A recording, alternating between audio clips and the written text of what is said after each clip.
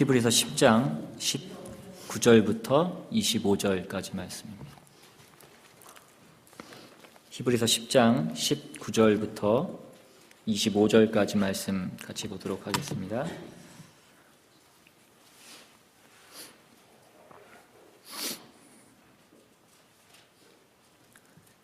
우리 찾으셨으면 한 절씩 교독해서 읽겠습니다. 제가 먼저 읽습니다.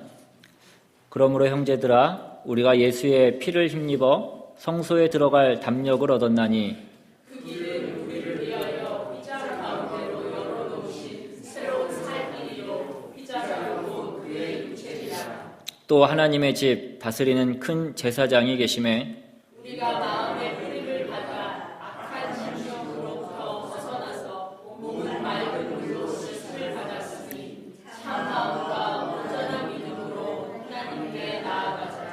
또 약속하신 이는 미쁘시니 우리가 믿는 도리의 소망을 움직이지 말며 굳게 잡고 서로 돌아와 사랑과 선행을 경외하며 같이 읽습니다. 모이기를 패하는 어떤 사람들의 습관과 같이 말고 오직 권하여 그날이 가까움을 볼수록 더욱 그리하자. 아멘. 기도하겠습니다. 하나님, 이 시간 주님의 말씀을 듣습니다. 오늘도 귀한 말씀이 하나님께서 우리에게 주시는 그 생명의 말씀으로 들려지게 주님 도와주시옵시고, 한 귀로 듣고 한 귀로 흘리지 않게 주님 도와주시옵시고, 우리 마음밭에 그 씨앗이 뿌려져서 열매 맺고 정말 그것을 통해서 하나님 나라가 확장되는 그 놀라운 역사가 일어나는 귀한 말씀 될 수 있도록 주님 이 시간 역사하여 주시옵소서. 우리의 생각을 빼앗고 우리의 마음을 빼앗는 악한 것 틈타지 않게 주님 도와주시옵시고, 온전히 주님 바라보며 집중하는 귀한 시간 될 수 있도록 주님 역사하여 주시옵소서. 감사드리고 예수님의 이름으로 기도드리옵나이다. 아멘. 제가 전에도 몇 번 언급했던 적이 있었던 것 같은데, 매해가 되면 전국에 있는 교수들을 상대로 해서 한 해를 반영하는 평가하는 사자성어를 그렇게 설문조사를 해서 올해의 사자성어라는 것을 그렇게 정해서 교수신문이라는 곳에 게재를 합니다. 며칠 전에 것이 나왔는데 2017년도에 뽑힌 올해의 사자성어는 파사현정이라는 사자성어가 그렇게 올해의 사자성어로 그렇게 뽑혔습니다. 파사현정이 무슨 뜻이냐면 악한 것, 사악한 것은 파하고 현정, 이제 바른 것은 드러낸다라는 그런 뜻입니다. 그래서 이 파사현정을 올해의 사자성어로 그렇게 뽑은 한 교수는 이렇게 얘기했습니다. 시민들이 촛불을 들어서 나라를 올바르게 세울 기반이 마련됐다. 그렇게 얘기하며 이제는 적폐청산이 제대로 이루어져서 파사가 이루어지는 것에 머무를 것이 아니라 현정, 바른 것을 드러내는 데까지 나아갔으면 좋겠다라고 그렇게 얘기했습니다. 제가 오늘 말씀에 앞서서 이 사자성어 파사현정이라는 것을 여러분에게 소개해 드리는 것은 오늘 우리가 읽은 이 본문의 말씀, 또 더 나아가서 이 히브리서의 전체의 주제와도 잘 맞는 그런 말씀이기 때문입니다. 오늘 우리가 읽은 본문의 초점이고 또 히브리서 전체의 결론으로도 볼 수 있는 말씀이 오늘 우리가 읽은 말씀 중에 22절 말씀입니다. 우리 22절 말씀을 같이 한번 다시 보겠습니다. 우리가 마음의 뿌림을 받아 악한 양심으로부터 벗어나고 몸은 맑은 물로 씻음을 받았으니 참 마음과 온전한 믿음으로 하나님께 나아가자. 이것이 히브리서 전체의 결론으로서도 부족함이 없고 오늘 우리가 생각하려고 하는 본문 말씀 가운데서도 가장 중요한 그런 말씀입니다. 무엇입니까? 결국은 하나님께 나아가자라는 것입니다. 그런데 이 일에 있어서 가장 중요한 하나의 조건이 있습니다. 그것이 무엇이냐면 우리가 앞서 읽었던 19절 말씀에 보시면 그러므로 형제들아 우리가 예수의 피를 힘입어 성소에 들어갈 담력을 얻었나니 우리가 그리스도의 피로 정결하게 씻겼다라는 것입니다. 그래서 이제는 어떤 수치와 죄책도 우리가 하나님 앞에 나아가는 것을 막을 수 없다라는 것입니다. 그러니 이제 하나님께 나아가자라고 그렇게 말씀하는 것입니다. 여러분, 하나님께 나아가는 이 일은 예수 그리스도를 말미암지 않고는 불가능한 것입니다. 그래서 기독교 신앙의 핵심이 뭐냐고 하면 하나님께 나아가는 것이요, 그리고 그것이 그리스도로 말미암아서만 가능하다라는 것을 아는 것입니다. 기독교 신앙에 있어서 예수 그리스도를 통과하지 않은 하나님께 대한 신앙은 인정하지 않습니다. 요한복음 14장 6절 이하의 말씀에 보시면 예수 그리스도만이 길이요 진리요 생명이시다라고 그렇게 말씀합니다. 요한복음 10장에서 설명하는 바와 같이 예수 그리스도만이 하나님께 나아가는 유일한 문이시다라는 것입니다. 우리는 예수 그리스도를 통과하지 않고는 하나님께 나아갈 수 없습니다. 그래서 오늘 우리에게 신앙의 본질이 뭐냐, 우리가 가지고 있는 그 믿음의 핵심이 내용이 무엇냐라고 할 때 하나님을 아는 것이라는 것입니다. 그리고 그 하나님을 아는 것은 예수 그리스도를 통해서만 우리는 알 수 있다라는 것입니다. 오늘 우리 모든 성도들의 신앙을 볼 때에 우리의 신앙이 힘을 갖지 못하는 가장 큰 이유가 두 가지가 있는데, 하나는 하나님을 알지 못하기 때문이고, 또 다른 하나는 하나님을 알되 자기의 욕심으로 구하기 때문이다라는 것입니다. 여러분, 믿음이라는 것은 우리의 욕심이 아닌 것입니다. 우리의 열심으로 되는 것이 아니라는 것입니다. 믿음이라고 하는 것은 믿음의 대상과 믿음의 내용이 무엇인지를 아느냐에 대한 싸움이라는 것입니다. 우리가 하나님에 대한 신앙이라는 것은 하나님이 누구신지를 아느냐에 대한 싸움이라는 것입니다. 그래서 오늘 본문 22절 하반절에 참 마음과 온전한 믿음으로 하나님께 나아가자. 23절에 보시면 또 약속하신 이는 미쁘시니 우리가 믿는 도리에 소망을 움직이지 말며 굳게 잡자. 24절에는 서로 돌아보아 사랑과 선행을 격려하자. 여러분, 이것이 무엇입니까? 기독교 신앙에 있어서 핵심 요소가 되는 믿음, 소망, 사랑, 이 세 가지입니다. 그런데 이 믿음을 갖고 소망을 품고 사랑을 행하라, 이 세 가지 권면을 하고 있는데, 이 세 가지 권면 역시 그 권면을 행하는 근거가 되는 것은 하나님을 아는 것에 있다라는 것입니다. 우리가 세상에서 가장 가까운 사이, 가장 믿음이 많이 쓰이는 사이가 있다라고 한다면 그것이 무슨 사이이겠습니까? 부부 사이일 것입니다. 그런데 살다가 보면 그 부부 사이 가운데 믿음이 깨어질 때가 있습니다. 그때가 언제입니까? 대부분 두 가지인데, 하나는 상대방이 신실하냐라는 문제에 있어서 확신이 안 서거나, 또 다른 하나는 상대방이 나에 대해서 사랑을 하는가에 대해서 자신이 없으면 그 믿음이 깨지는 것입니다. 그러니까 믿음의 본질이라는 것은 이런 것입니다. 그 믿음의 대상이 믿을만 하냐, 그 신실성에 대한 문제, 그리고 또 그 믿음의 대상이 나에 대해서 깊은 호감을 가지고 있느냐, 나와 어떤 관계이냐라는 것입니다. 이것이 히브리서가 신앙의 문제에 있어서 의심과 방황 속에 있는 성도들을 위로하기 위해서, 확신시키기 위해서 제시했던 우리 하나님에 대한 설명이라는 것입니다. 그리고 그것이 핵심되는 것이 무엇이었냐면 우리 하나님이 얼마나 믿을만 하신 분이냐라는 것입니다. 하나님이 얼마나 신실하신 분이시냐 하는 것입니다. 하나님이 우리를 얼마나 사랑하신 분이시냐 하는 것입니다. 여러분, 하나님이 믿을만 하십니까? 하나님이 어떻게 믿을만 하십니까? 우리는 그 하나님을 어떻게 믿을 수 있습니까? 우리 하나님은 그 예수 그리스도를 보내시사 우리가 하나님께 나아갈 수 있는 그 길을 열어주신 그런 정도만이 아니라는 것입니다.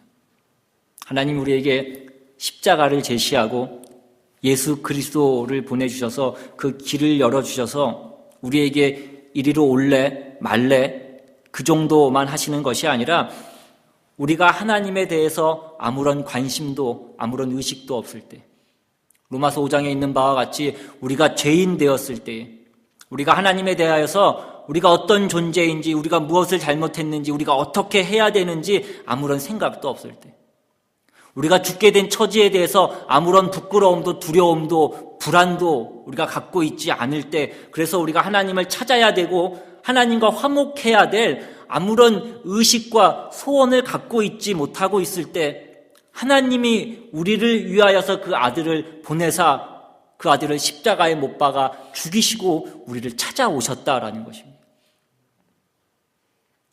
여기에 우리의 모든 믿음의 근거와 배경이 있는 것입니다. 이것이 하나님의 신실하심이라는 것입니다. 우리가 하나님을 외면하고 도망가고, 그래서 매맞고 온몸이 상처투성이가 되었어도 또 도망가고 또 매맞을 처지가 되어 있는 상황 가운데서도 하나님이 우리를 찾아오셨다라는 것입니다. 그래서 이 사건을 놓고, 이 예수 그리스도의 십자가의 사건을 놓고 여기 나온 대로 예수 그리스도의 피를 힘입어 성소에 들어갈 담력을 얻었나니 참 마음과 온전한 믿음으로 하나님께 나아가자라는 것입니다. 여러분, 이 말씀은 우리에게 하는 어떤 권면이기에 앞서서 이렇게 찾아오신 하나님이 먼저 계신 것입니다. 전에 한 기독교 신문에서 사고로 그 강도에게 칼을 맞아서 자녀를 잃은 한 목사님이 인터뷰를 한 내용을 보았습니다. 자녀가 죽은 지 일주기가 되어서 그 목사님이 인터뷰를 하는데, 그 인터뷰에서 목사님이 이렇게 얘기합니다. 자식은 가슴에 묻는다라는 그 말이 무슨 뜻인지 경험하고 있다라고 그렇게 얘기했습니다. 그리고 딸이 떠난 후로 가슴 한가운데 뭔가 묵직한 것을 항상 담아두고 있는 것 같다라고 그렇게 얘기합니다. 그러면서 그 목사님이 이렇게 얘기합니다. 나도 아들이 있는 적이 있는 이제 같은 처지의 하나님을 믿는다. 사람이 당할 수 있는 가장 고통스러운 그 상실을 경험하고 나니까 하나님도 달라 보이고 세상도 달라 보이더라는 것입니다. 자신이 목사로서 교인들의 아픔을 자신이 잘 공감하고 있다라고 생각했었는데 그렇지 않았다라는 것을 깨닫게 되었다라고 그렇게 얘기합니다. 눈물 어린 눈으로 세상을 보니까 전에 보이지 않던 것들이 보이기 시작했다라고 그렇게 얘기합니다. 그래서 이제는 그 십자가 사건을 더 잘 이해하게 되었다라고 그렇게 얘기하는 것을 보았습니다. 오늘 우리가 어떤 아픔과 어떤 고통 가운데 있다고 할지라도 우리가 그 하나님의 사랑이 어떤 것인지를 안다면, 우리가 그 하나님의 신실하심이 어떤 것인지를 안다면 우리가 어떤 부족이나 어떤 결핍이나 어떤 모자람을 우리가 그 가운데 느낄 수 있겠냐라는 것입니다. 이것이 바로 예수 그리스도를 앞세우지 않고는, 예수 그리스도를 통하지 않고는 우리가 하나님을 만날 수 없는 이유인 것입니다. 그렇지 않은 하나님, 예수 그리스도가 없는 하나님이라면 그 하나님은 우리의 믿음의 대상이 될 만한 아무런 조건도 근거도 가지고 있지 못한 것입니다. 그런 신앙은 우리의 어떤 종교성의 치장일 뿐이고 우리의 어떤 열심의 한 증거가 될 뿐이지, 우리가 믿을 만하고 의지할 만하고 그를 위하여서 기꺼이 우리의 목숨을 내놓을 만큼 신뢰하고 맡기고 항복할 대상이 될 수 없다라는 것입니다. 여기에 이 히브리서가 이 일들을 우리에게 제시하고 있는 가장 큰 목적이 있는 것입니다. 그래서 우리는 하나님께서 우리에게 대해서 어떤 결심을 갖고 있으며 어떤 사랑으로 우리에게 찾아오셨는가에 대해서 예수 그리스도가 제사장 되심과 예수 그리스도를 이 땅에 보내신 하나님의 사랑 속에서 우리의 모든 믿음의 근거를 확보해야 되는 것입니다. 이것이 신자된 우리들이 누리는 소유하고 힘써야 될 믿음의 근거요 배경이라는 것입니다. 이것이 있는 한 성도는 겁낼 것이 없습니다. 하나님 앞에 나오는 이 길은 우리가 하나님 앞에 쫓아나간 것이 아니고 우리가 선택하고 우리가 결정한 것이 아니라 하나님이 우리를 찾아오셨고 우리를 택하시고 우리를 결정하셔서 이것이 이루어진 것이다라는 것입니다. 하나님은 그리스도 예수 안에서 우리를 품으신 것입니다. 우리의 신앙은 그의 품 안에서 기꺼이 그 하나님께 우리의 마음을 드리는 것입니다. 하나님께 항복하는 것입니다. 우리가 항복하고 하나님께 마음을 드리는 것이 왜 그렇게 중요합니까? 디모데전서 1장 12절을 보십시오. 12절 이하에 나를 등하게 하신 그리스도 예수 우리 주께 내가 감사함은 나를 충성되이 여겨 내게 직분을 맡기심이니 내가 전에는 비방자요 박해자요 폭행자였으나 도리어 긍휼을 입은 것은 내가 믿지 아니할 때에 알지 못하고 행하였습니다. 우리 주의 은혜가 그리스도 예수 안에 있는 믿음과 사랑과 함께 넘치도록 풍성하였도다. 미쁘다 모든 사람이 받을 만한 이 말이여 그리스도 예수께서 죄인을 구원하시려고 세상에 임하셨다 하였도다. 죄인 중에 내가 괴순이라. 그러나 내가 긍휼을 입은 까닭은 예수 그리스도께서 내게 먼저 일체 오래 참으심을 보이사 후에 주를 믿어 영생 얻는 자들에게 본이 되게 하려 하심이라.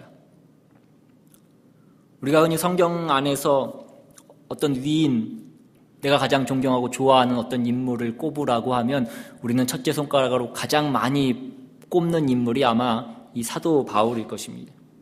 이 사도 바울의 충성과 이 헌신과 이 업적에 대해서 우리가 감동하기 때문입니다.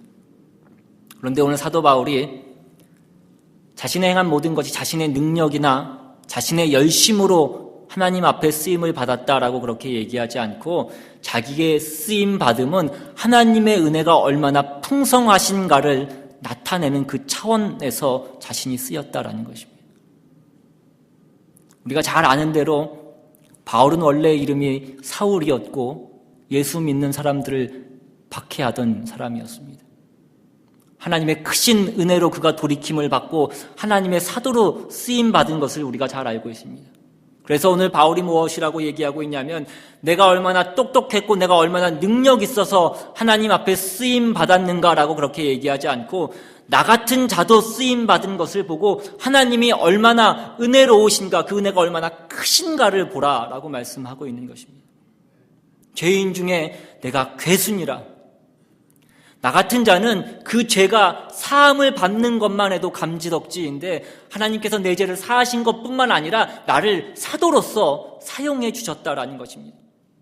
이것을 보고 너희가 뭘 알라는 것입니다. 너희는 나보다 좀 낫지 않냐라는 것입니다. 하나님께서 날 이렇게 사용하셨다면 너희에게는 더 하시지 않겠냐는 것입니다. 나에게 이만큼 은혜를 주셨으면 나보다 좀 나은 너희에게는 얼마나 그 은혜를 더 부어주시겠냐라는 것입니다. 나를 능하게 하신 하나님, 나를 용서하신 하나님, 나를 들어서 하나님 나라를 확장하시는 하나님, 이 못난 자를 들어 쓰시는 하나님의 은혜, 더 이상 우리가 무엇을 의심하며 우리 마음 가운데 무엇이 안타까울 것이 있겠냐라는 것입니다. 우리를 부르시는 하나님이 얼마나 믿을 만한 분인가, 얼마나 우리가 항복할 만한 분인가는 하나님의 그 은혜가 너무나 충만하시기 때문이라는 것입니다. 다윗의 고백처럼 여호와는 나의 목자시니 부족함이 없는 것입니다. 모든 믿음은 여기에서 온다라는 것입니다.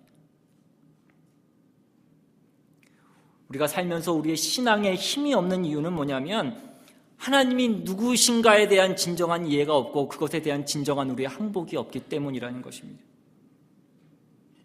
우리는 끊임없이 세상의 힘에 의존하지 하나님의 힘에 의존하면서 살아가지 않기 때문이라는 것입니다. 우리가 어려서부터 가장 중요하게 생각하고 가장 중요하다고 들으면서 자라온 것이 무엇입니까? 공부 잘하는 것이었습니다. 초등학교 때도 중학교 때도 고등학교 때도 대학교 때도 회사 갈 때도 심지어 선볼 때도 공부 잘했냐? 어느 대학 나왔냐? 어느 회사 다니냐? 그게 제일 중요했고 그렇게 우리가 살아왔다라는 것입니다. 그런데 이 시점에서 그래서 과연 행복하냐라고 물으면 우리는 금방 그렇다라고 대답할 수 없더라는 것입니다.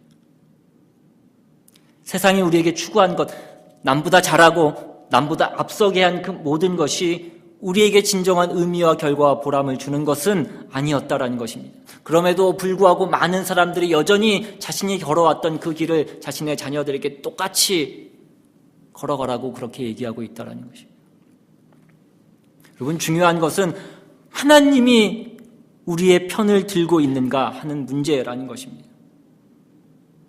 여러분의 자녀가 어떤 학교를 가고 어떤 회사를 가고 그것이 1류냐 2류냐 그 싸움이 아니라 하나님의 여러분의 자녀의 삶 가운데에 개입하시고 편들고 계시고 있느냐, 그것이 중요한 문제라는 것입니다. 근데 많은 사람들이 자녀에게 그렇게 가르치지 않고 좋은 대학 가지 못하면, 좋은 직장 가지 못하면 실패하는 것처럼 그렇게 얘기한다는 것입니다. 이런 것들이 우리가 진정한 믿음을 갖지 못하고 있는 반증인 것입니다. 우리는 하나님이 우리에게 무엇을 더 주시려고 하고 얼마나 열심히 그러고 계시는가 사실은 모르고 있다라는 것입니다. 세상이 우리에게 준 것들, 그리고 세상이 우리에게 뺏어갈 수 있는 것들이 무엇입니까? 돈, 명예, 지위, 건강, 그런 것들입니다. 그것은 세상이 우리에게 줄 수도 있고 뺏어갈 수도 있는 것입니다. 그러나 그것이 우리에게 행복을 줄 수 없었던 것처럼 그것을 잃어버린다고 해도, 그것을 빼앗긴다고 해서 우리가 불행해지는 것 또한 아니라는 것입니다. 돈과 명예와 건강은 세상적 자존심을 세우는 수 있는 그런 조건은 되어도 진정한 행복의 조건은 되지 않는다는 것입니다. 여러분, 진정한 행복의 조건은 무엇입니까? 하나님이 내 편을 드는 것입니다. 하나님이 내 편을 들면 모든 것이 합력하여 선을 이루는 것이고, 내 편을 들지 않으면 모든 것이 합력하여 파멸에 이르는 것입니다.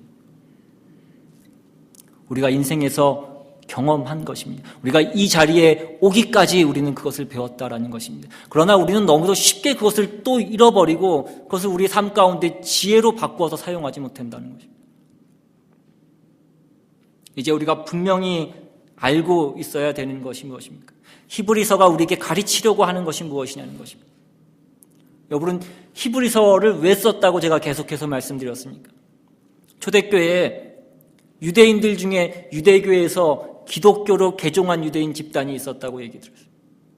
그런데 이들이 그 예수를 믿는 그 신앙을 가졌음에도 불구하고 현실 가운데 그것이 아무런 도움이 되지 못하는 것에 그들이 당황하고 놀라고 있었다라는 것입니다.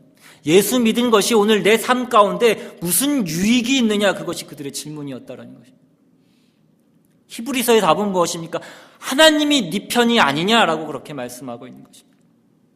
하나님의 진실하심과 하나님의 모든 능력을 동하여서 온 우주와 역사를 동원하여서 내 편을 들고 있는 것을 보라는 것입니다.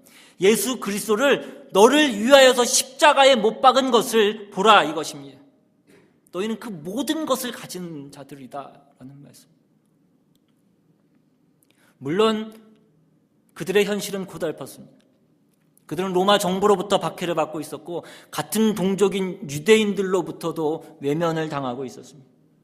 그러나 조금 전에 말씀드린 것 같이 우리가 돈과 건강과 지위가 있으면 행복할 줄 알았지만 우리가 이제까지 인생을 살고 돌아보니까 그것이 우리를 속이고 있었다라는 것을 깨달은 것 같이 세상이 우리를 괴롭히는 것은 물론 잠시 괴로울 수는 있지만 그것이 우리의 삶 가운데 불행을 초래하거나 우리의 운명에 영향을 끼치는 것은 아니더라는 것입니다. 진정한 행복은 무엇입니까? 우리가 가지고 있는 것이 영원한 것이라는 것을 아는 것입니다. 우리가 하나님을 아버지라고 부르며 예수 그리스도를 우리가 소유한 것입니다. 우리가 가진 것이야말로 세상이 줄 수 없는 그것을 우리가 가지고 있지 않냐라는 것입니다. 진리와 그 생명과 그 영혼을 우리가 갖고 있지 않냐라는 것입니다. 그래서 오늘 본문은 우리의 믿음과 소망과 사랑을 결코 포기해서는 안 된다고 말씀하는 것입니다. 우리가 가지는 그 모든 믿음과 소망과 사랑은 어디에서부터 근거하고 있는 것입니까? 우리를 지키시기를, 우리를 복주시기를 기뻐하시는 우리 하나님을 소유한 데서부터 그것이 근거하는 것입니다. 그것이 출발하는 것입니다.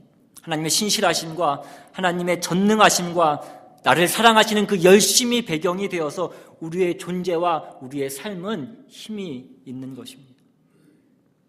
우리의 소망은 하나님이 나를 이 자리에 인도하신 것 같이 또한 우리에게 주신 그 모든 약속이 이루어질 그 날이 있는 것을 우리가 믿는 것입니다. 우리가 소망하는 것입니다. 우리의 사랑은 마른 수건을 비틀어 짜는 것이 아니라는 것입니다. 우리의 사랑은 넉넉한 데서 가진 넘침이라는 것입니다. 부유하고 충만한 자의 넘침이라는 것입니다. 우리의 사랑은 책임이 아니라는 것입니다. 나 혼자만 소유하고 있을 수 없어서 그것이 넘쳐나는 것입니다. 다윗의 고백처럼 내 잔이 넘치는 것입니다. 우리의 인생은 예수 그리스도를 알고 하나님의 자녀가 된 그날부터 넘치는 것입니다. 주체할 수 없는 것입니다. 그런데 우리가 왜 이것을 누리지 못하고 살아가고 있냐라는 것입니다. 그것은 아직도 끊임없이 세상의 것을 가지고 싸우고 있고 하나님과 우리의 신앙을 그것을 위해서 사용하면서 살아가고 있기 때문이라는 것입니다. 여러분, 세상에서 자존심을 세우고 세상의 것을 확보하려고 싸우는 그 싸움에 하나님은 응답하시지 않는 것입니다. 마지막으로 히브리서 저자는 오늘 본문 25절에 모이기를 패하는 어떤 자들의 습관과 하지 말고 오직 권하여 그날이 가까움을 볼수록 더욱 그리하자라고 말씀합니다. 예배 공동체에 모이기를 힘쓰라고 권면하고 있습니다. 우리의 믿음과 소망과 사랑이 양육받고 자라게 해주는 곳이 바로 우리의 공동체이기 때문이라는 것입니다. 이 편지가 쓰여질 때에 당시 그 초대교회 교인들은 그 세상과의 지루한 싸움에 점점 지쳐가고 있었습니다. 두려워하고 있었습니다. 처음에는 함께 모여서 기도하고 격려하고 힘껏 싸웠는데 상황이 달라질 기미가 보이지 않자 점점 지쳐가고 있었다라는 것입니다. 그래서 믿음의 줄을 놓기 시작했다라는 것입니다. 함께 모이려는 그 열심이 점점 줄어들고 있었다라는 것입니다. 한때는 기꺼이 생명까지 바칠 것 같았던 그 믿음이 점점 쇠해지고 있었다라는 것입니다. 초대교회에도 그랬듯이 오늘날에도 다양한 이유로 오늘날 교회 공동체의 이 공동체의 의식은 최저의 상태로 그렇게 가고 있습니다. 어떤 분은 현대교회에 치명적인 전염병이 있다고 한다면 그것은 개인주의라고 그렇게 얘기했습니다. 오늘날 교회 안에 언제부턴가 나만, 나의라는 그 나의식 구조밖에는 남아있지 않다는 것입니다. 언제부턴가 교회 안에 우리라는 그 의식 구조를 찾아볼 수 없게 되었다라는 것입니다. 여러분, 신앙은 공동체 안에서 자라는 것입니다. 신앙은 신앙 공동체인 교회를 통하여서 양육되어지는 것입니다. 함께 모이고 서로 격려하고 서로 위로하고 서로 사랑함으로써 우리의 믿음은 유지될 수 있는 것입니다. 여러분, 우리의 인생은 이 땅에서 영원히 살 수 있는 것이 아니라는 것입니다. 우리 모두에게는 다 그 마지막이 다가온다라고 그렇게 말씀합니다. 아무리 젊은 사람도, 아무리 건강한 사람도, 아무리 아름다운 사람도, 아무리 돈이 많은 사람도, 아무리 신앙이 좋은 사람도, 권력이 많은 사람이라고 할지라도 어느 날 갑자기 정들었던 그 모든 것으로부터 떠나야 될 그 날이 있다라는 것입니다. 그런데도 많은 사람들이 그 사실을, 그 확실하고 분명한 사실을 잊어버리면서 살아가고 있다라는 것입니다. 인기가 있으면 그 인기가 영원할 것 같고, 부가 있으면 그 부가 영원할 것처럼 그렇게 생각하면서 살아가고 있는 사람들이 너무나 많다라는 것입니다. 그러나 창조된 것 중에서 이 땅 가운데서 영원한 것은 아무것도 있지 않다는 것입니다. 때가 되면 그 건강도, 그 아름다움도, 그 부도, 그 명예도, 그 지식도, 우리의 생명도 우리에게서 다 떠나가는 것입니다. 그러므로 우리는 늘 그 마지막이 있다라는 사실을 잊지 말고 살아야 됩니다. 그것이 현명한 사람이고 지혜로운 사람이라는 것입니다. 오늘 본문은 그날이 가까이 오고 있다라고 그렇게 말씀하고 있습니다. 그날이 언제입니까? 인류 종말의 날이고 심판의 날이고 예수 재림의 날입니다. 변할 수 없는 날이고 확실히 다가오는 날이라는 것입니다. 누구나 겪어야 되는 날이라는 것입니다. 불신자에게는 맹렬한 진노가 임하는 날이고 믿는 자에게는 하나님의 그 혼인잔치에 초청받는 그 영광의 날이라는 것입니다. 만약 우리가 그날이 점점 가까이 오고 있다는 사실을 바라본다면 위에서 언급한 그 세 가지 권면, 온전한 믿음을 가지고 하나님께 나아가는 것, 신실하신 하나님의 약속에 대한 소망을 굳게 붙잡는 것, 사랑 안에서 서로 격려하는 것, 그 세 가지 권고를 우리는 귀담아 들어야 될 것입니다. 그리고 그 권면은 우리 하나님이 나를 찾아오신 그 사랑과 그 신실하심을 안다면 우리가 어떤 곳에 있든지 우리가 어떤 처지에 있든지 간에 그것이 우리의 하나님의 자녀된 특권임을 알고 우리는 그것을 행하면서 살아갈 수 있을 것입니다.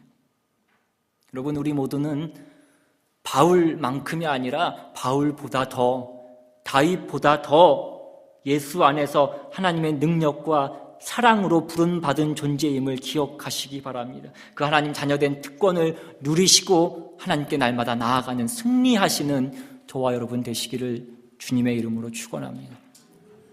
이 시간 우리 받은 말씀 생각하시면서 함께 찬양하고 또 기도하며 나아갑니다. 우리 하나님은 신실하신 하나님이신 줄로 믿습니다. 우리 하나님은 우리를 한 번도 실망시킨 적이 없으시고 언제나 은혜와 공평과 사랑으로 우리에게 덧입혀 주시는 하나님이신 줄로 믿습니다. 하나님 내게 주신 것이 무엇인지, 그 사랑과 은혜가 무엇인지를 우리가 깨닫는다면 오늘 우리의 삶 가운데 우리가 무엇이 부족한 것이 있고 세상이 우리에게 무엇이라고 한다 한들 우리가 불평할 것이 무엇이 있겠냐는 것입니다. 이 찬양 부르시면서 다시 한번 그 주님의 은혜를 우리가 기억할 수 있기를 바랍니다.